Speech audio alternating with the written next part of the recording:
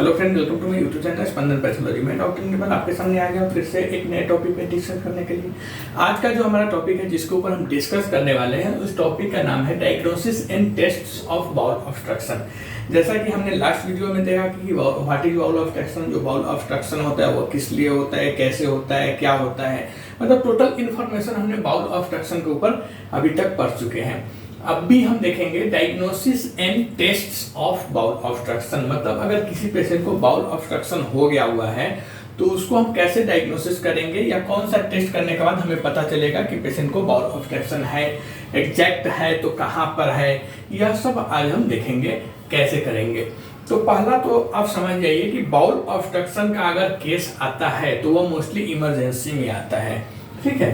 तो bowl obstruction एक medical emergency cases होता है, मतलब चिकित्सकीय आपातकालीन जिसे बोलते हैं वो होता है, आपातकालीन चिकित्सीय होता है।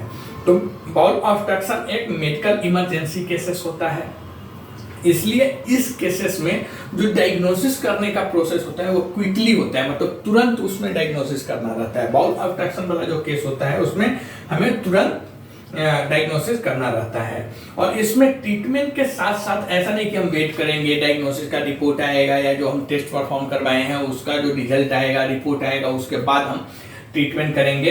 इस केस में ऐसा नहीं रहता है। बाउल ऑब्स्ट्रक्शन केस में क्या होता है कि ट्रीटमेंट के साथ साथ डायग्नोसिस करना रहता है। ओके, मतलब एक तरफ आपकी ट्रीटमेंट भी चलती रहेगी, दूसरी तरफ आपको डायग्नोसिस भी करना है, जिससे क्या होगा कि समय की जो बर्बादी होती है वह समय की बर्बादी नहीं होती है। और डायग्नोसिस में, जैसे डायग्नोसिस में इन्वॉल्व, तो डायग्नोसिस में क्या क्या करेंगे, तो पहला हम देखते हैं मेडिकल हिस्ट्री। मेडिकल हिस्ट्री में क्या होता है कि doctors will ask about medical history, mainly any previous abdominal surgery. मतलब जब डॉक्टर के पास आप जाते हैं तो डॉक्टर सबसे पहले मेडिकल हिस्ट्री, पेशेंट से मेडिकल हिस्ट्री लेते हैं। मेडिकल हिस्ट्री में क्या करते हैं कि वो मेनली पूछते हैं कि आपको इससे पहले पेट की कोई सर्जरी मतलब ऑपरेशन हुआ है या नहीं हुआ है। तो पहला जो डायग्नोसिस का जो प्रोसीजर है वो होता है मेडिकल हिस्ट्री। मेडिकल हिस्ट्री में doctors will ask about medical history, mainly any previous abdominal surgery. मतलब डॉक्टर आपसे पूछेंगे आपके पेट की कोई सर्जरी पहले हुई है या नहीं हुई है। नेक्स्ट जो होता है वो होता है फिजिकल एग्जामिनेशन। फिजिकल एग्जामिनेशन में क्या होता है, doctors will perform physical examination to check for swollen abdomen और मासेस। मतलब डॉक्टर्स क्या करेंगे, सबसे पहले वो हाथ लगा के फिजिकल एग्जामिनेशन करेंगे।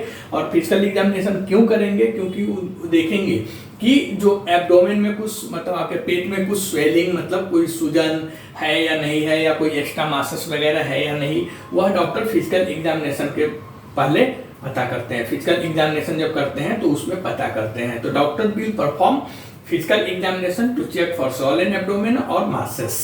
दे may use a stethoscope to listen for bowel sounds that signal an obstruction. Doctors stethoscope भी यूज करते हैं। स्टेथोस्कोप आप सबको मालूम है, जो कान में लगा के यूज करते हैं। तो डॉक्टर स्टेथोस्कोप से क्या यूज कर रहे हैं, किस लिए यूज करते हैं, तो डॉक्टर स्टेथोस्कोप इसके लिए यूज करते हैं कि जो बाउल ऑब्स्ट्रक्शन जो होता है उसका एक साउंड अलग रहता है। मेनली जो बाउल साउंड्स रहता है वो अलग रहता है, और अगर उसमें ऑब्स्ट्रक्शन है तो वह एक सिग्नल दे देता है स्टेथोस्कोप के द्वारा कि पेशेंट के पेट में या एब्डोमेन में ऑब्स्ट्रक्शन हुआ है या नहीं है। तो doctors may use stethoscope to listen for bowel sounds that signals an obstruction.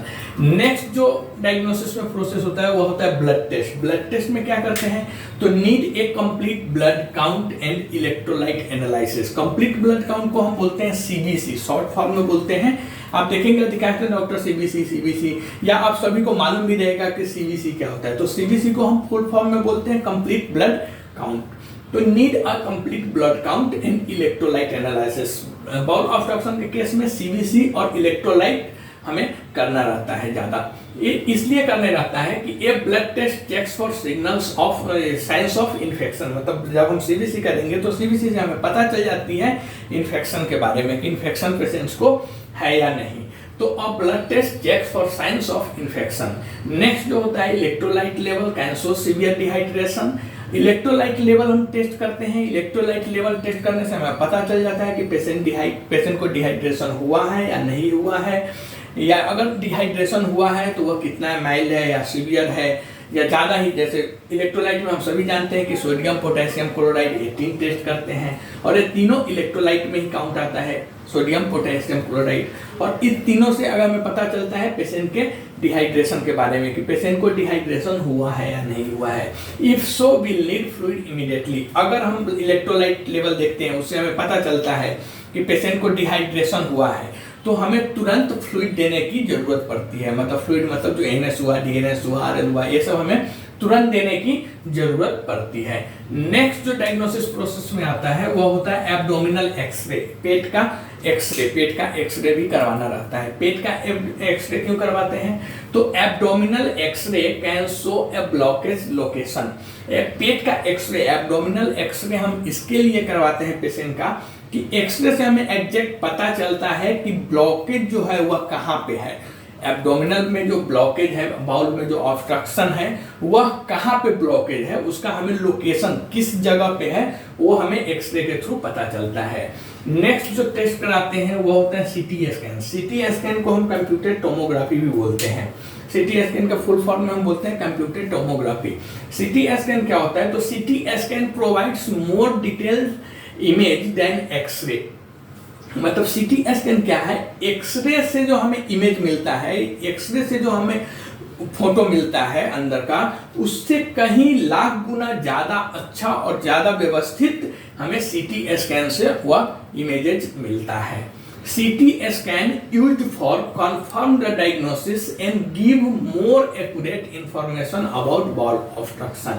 CT scan का हम यूज इसके लिए करते हैं कि वह डायग्नोसिस उससे कंफर्म होता है। मतलब एग्जैक्ट हमें पता चलता है CT स्कैन की हाँ कि 100% वहाँ पे ऑब्स्ट्रक्शन हुआ है। And give more accurate information about bowel obstruction. और बाउल ऑब्स्ट्रक्शन के बारे में जैसे उसका शेप हुआ, साइज हुआ, किस लिए हुआ है, यह सब हमें CT स्कैन, उसका कारण क्या है बाउल ऑब्स्ट्रक्शन होने का, वह सब हमें CT स्कैन के थ्रू पता चल जाता है। तो CT स्कैन क्या होता है? तो CT स्कैन एक्सरे से कहीं बहुत अधिक अच्छा इमेजेस हमें अंदर का प्रोवाइड कर देता है और उससे CT स्कैन से और भी हमें हो जाता है कि कंफर्म डायग्नोसिस हो जाती है और more accurate information bowel obstruction के लिए मिल जाता है।